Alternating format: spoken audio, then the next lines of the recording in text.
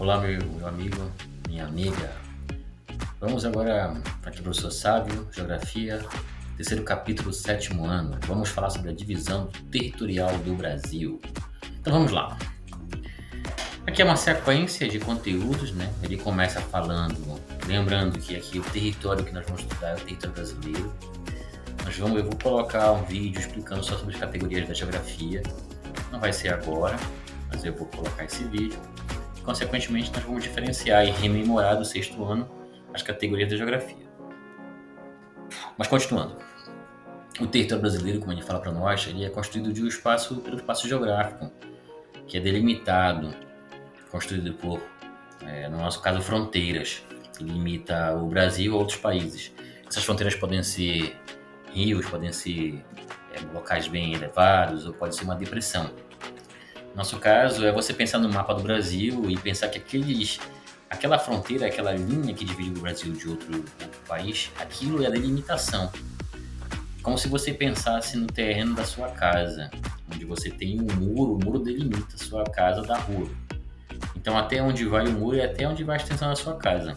Quando você pensa no mapa do Brasil, aquela linha é a extensão do território brasileiro, como se fosse o terreno da nossa casa, para tentar entender melhor o que é o território brasileiro, né? É físico, é chão, é nesse sentido. Só que o conceito de território de soberania se estende. Ele fala também que o território ele é marcado pelo espaço aéreo, pelo espaço dos oceanos, dos rios. Então, tudo que circunda o território brasileiro por aquele mapa, que nós conhecemos, o Brasil tem o domínio. Então, quem entra pelo espaço aéreo do Brasil, o Brasil controla os aviões que vêm de outros países, assim como ele controla os barcos que entram na sua região de navegação.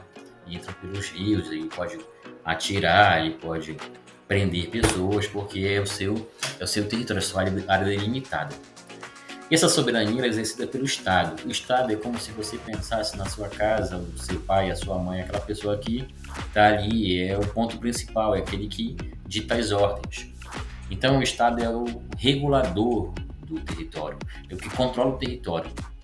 O Estado ele é uma entidade, ele é composto um conjunto de elementos. Esses elementos são o poder executivo, legislativo, judiciário, ou seja, os três poderes fazem parte do Estado. As forças armadas fazem parte do Estado, polícia e bombeiros fazem parte do Estado, a escola pública faz parte do Estado. Todo tipo de órgão público faz parte do Estado. Então o Estado ele é um conjunto de instituições públicas. Isso é o Estado. E dentro do Estado está o governo feito de pessoas que governam de 4 em 4 anos. Eles também fazem parte do Estado de 4 em 4 anos. Quando termina o mandato, eles saem. Ou seja, o Estado é para sempre. O governo sai de 4 em 4 anos, ou se tiver reeleição, né? Nesse sentido, ele continua mostrando para nós quais são os três poderes que governam o Brasil. No nosso caso, o executivo, você pode entender como presidente, o governador e o prefeito, o legislativo, que são todos os deputados federais, estaduais e os vereadores, e o judiciário, que no caso são todos os juízes de todas as esferas, federal, estadual e, consequentemente, municipal. Então, cada um tem a sua função. A função do executivo é fazer cumprir as leis, do legislativo é responsável por criar e supervisionar, saber se realmente está sendo cumprido, e o judiciário é aquele que tem a função de aplicar as leis, né? Coibir, ou então pedir para que a polícia execute, o exército execute, ou então fazer cumprir as leis no seu maior rigor, prender, soltar, etc. Então, nesse sentido, ele fala como é que está configurado o território brasileiro nessa parte aqui. Ele se aprofunda mais dizendo para você o que é o Estado com letra maiúscula, que é o Estado, como você está pensando, o país, né? Com todas as suas entidades, com tudo que está dentro do país ele chama de Estado, ou seja, o Brasil é o Estado para ele. E o com E minúsculo é o Estado do Pará, o Estado do Rio de Janeiro, o Estado de São Paulo, é a parte meia, a menor parte do Brasil. Não é a menor parte porque o município é a menor parte, né? É a parte que configura cada estado brasileiro, cada federação, ele está chamando de Estado com E minúsculo, é o que ele está querendo explicar aí. Tá bom? Na outra parte ele está dizendo para nós qual é o significado de nação, que é o mesmo significado de sentimento e pertencimento daquele lugar. Quando você se sente pertencente àquele lugar, você tem o sentimento de nação. Eu gosto do Brasil. Mas quando é que você vai saber disso? Quando você sai do país, né? Mas para o Legião Urbana, por exemplo, o brasileiro não tem nação, não tem essa sensação de ser nacionalista. Por quê? Porque ele sai daqui do Brasil e fala mal do Brasil, gosta, quer ir embora, não quer mais voltar. Se você pergunta, por exemplo, para uma pessoa que mora nos Estados Unidos, ele ama, adora o território, abraça, beija, quer namorar com o território, ou seja, com o espaço físico, porque ele adora os seus rios, ele adora suas fronteiras, suas pontes, seus presidentes, né? É nesse sentido, que aí você tem que ver a nação. A estrutura administrativa é aquela que nós já citamos, do poder legislativo, executivo e judiciário, onde o presidente é o chefe do executivo. Não quer dizer que ele é o detentor do poder. Ele faz parte do poder, não governa sozinho.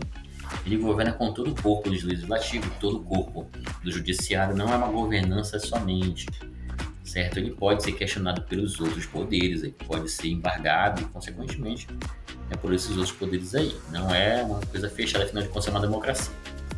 A mudança na divisão político-administrativa. Ele quer mostrar aqui como o Estado, o país, na verdade, né, o território brasileiro sofreu mudanças, tanto que ele mostra um mapa para isso. Nesse mapa aqui, o que a gente vai visualizar? Que, por exemplo, a região norte, essa que está em verde aqui, ela tinha já a configuração que tem hoje, por exemplo. O que está faltando nesse desenho de 1945? Aqui, onde você está vendo o estado de Goiás, que está faltando Tocantins. Quando você vai para 1960, que é o mapa do canto direito, para quem está olhando para a tela, da República de 1960, você percebe que o Nordeste sofreu uma mudança em relação ao primeiro mapa, mas ainda não tem o estado de Tocantins na região norte. Quando nós vislumbramos o último mapa já de 2007, é que você vai ter o estado do Tocantins fazendo parte da região norte, e o estado do Nordeste é separado de qualquer parte do Sudeste. É nesse sentido aqui que nós vemos o que é a região. O que é a região? É um grupo de estados que tem características semelhantes. Por exemplo, a característica do Tocantins, do Pará, do Amapá, do Roraima, Acre, Rondônia e Amazonas são semelhantes. Que semelhanças em que? Na vegetação, na parte hídrica, ou seja, o conjunto de rios, na temperatura, no seu povo, como falam, né, na sua culinária. É comum em boa parte dessa região apresentar esses itens parecidos, não quer dizer que são iguais, parecidos. A mesma coisa vale para a região Nordeste. As pessoas aqui têm uma fala característica, a culinária característica, a temperatura característica, o clima característico dessa região. Claro que são climas diversos aqui, a gente vai ver. O mesmo vale para Centro-Oeste. Então se agrupam coisas semelhantes e você constrói regiões. O que é uma região? É uma parte do todo. O que é o todo? O Brasil. O que é a região? Uma parte do Brasil. Agora a pergunta é, por que eu vou dividir o Brasil em regiões? Para poder administrar, saber quais são os problemas. A região mais pobre do Brasil é a região Nordeste. Então quer dizer que tem a menos pobre do que o Nordeste, região Norte. Tem a mais rica, região Sudeste. Tem a segundo lugar rica, região Sul. Então esse ranking, essa diferenciação é estabelecido quando você diferencia áreas que você chama de regiões. Então eu diferencio para ver as diferenças, sim, ver os problemas. E quem é que vai resolver os problemas dessas regiões? Deputados, senadores, governadores, prefeitos. Quando a verba sai, tá faltando energia numa cidade lá no recanto do Piauí.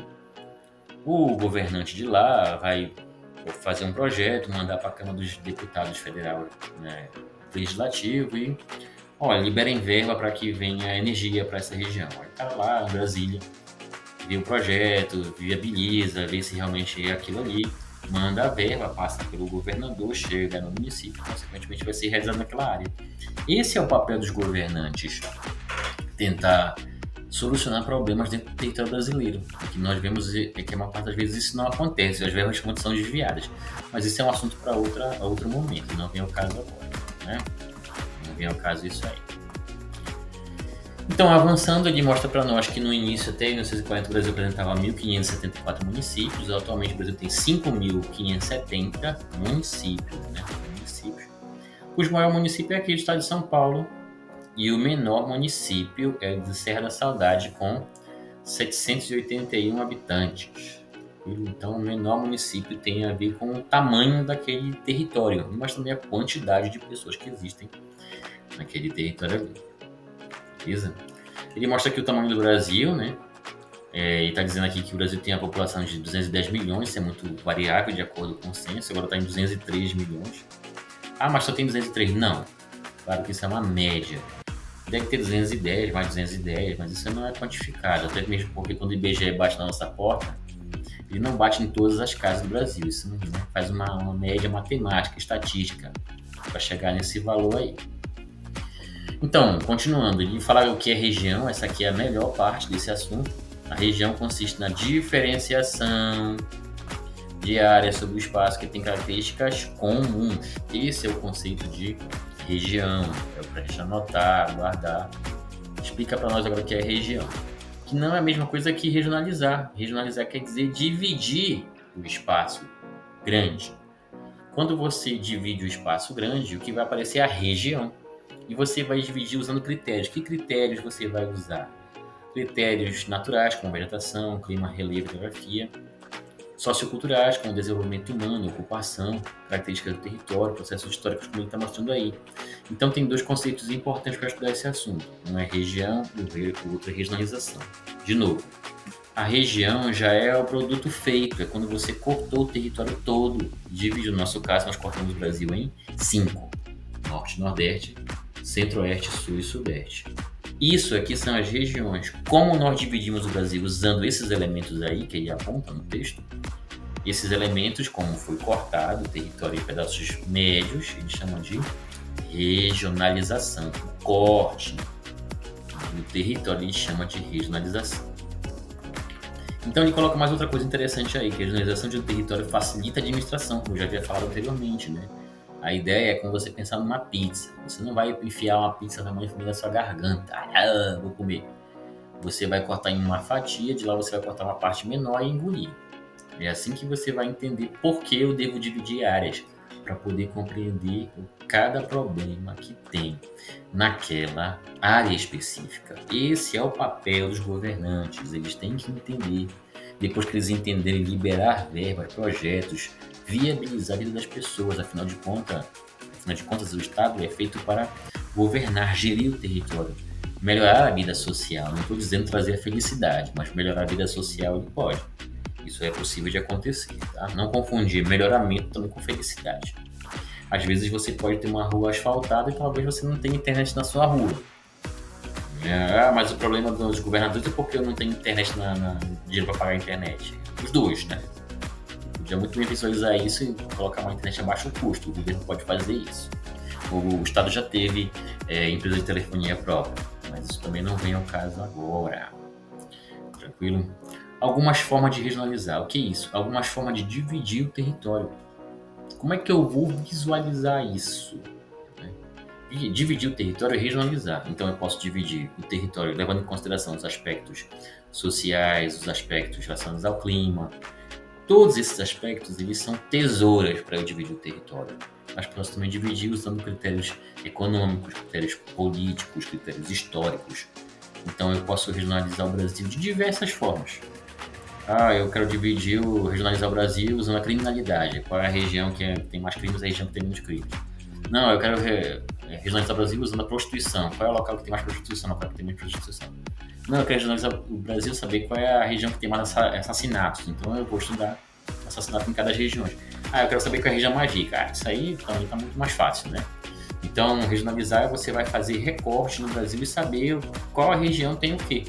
Quando você estabelece esse parâmetro, você vai ranquear. A região mais rica é essa, segundo lugar é essa, terceiro lugar é essa. Você regionaliza para saber qual é aquela região que tem menos potencial para você investir nela. A ideia é essa, não é você vai investir naquela que tem mais. Você vai investir naquela que tem menos para que ela possa chegar no mesmo nível daquela que tem mais. A ideia é essa. Se faz isso ou não, já é uma outra história. Depois ele cai de cabeça já em uma região aqui que ele chama de região hidrográfica, né? É um tipo de regionalização que você divide o Brasil apresentando só os rios ou as bacias hidrográficas.